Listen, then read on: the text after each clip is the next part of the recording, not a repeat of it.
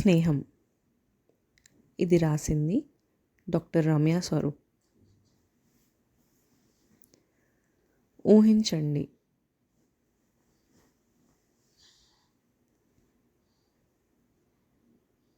మీ మిత్రులతో ఓ వసంత దినం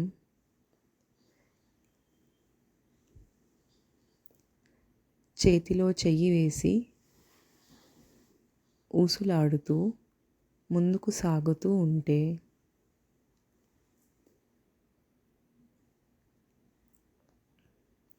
ఆ దృశ్య భావానుబంధం ఎలా ఉంటుంది?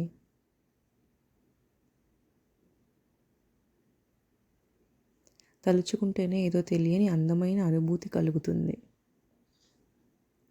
స్నేహాన్ని మరువకు, ప్రాణాన్ని వీడకు. స్నేహాన్ని శ్వాసగా భావించి ఎన్నటికీ మరువకు. స్నేహం మానవుని జీవితానికి పరమార్థం. స్నేహమనే అమృతాన్ని అందుకొని అమరులమవుదాం. స్నేహానికి అద్భుతమైన ఉదాహరణగా కృష్ణ కుచేరులను తీసుకోవచ్చు. కృష్ణుడు లోక కళ్యాణార్థం మానవ సేవలో నిమగ్నమైనప్పటికీ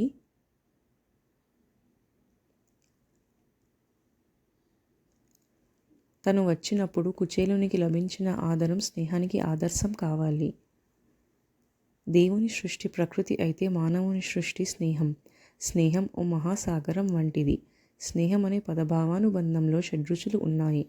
సకల బ్రహ్మాండమందు విలువ కట్టలేని నిధి స్నేహం. ధన్యవాదములు. ఇలాంటి మరిన్ని వీడియోస్ కోసం సబ్స్క్రైబ్ చేయండి.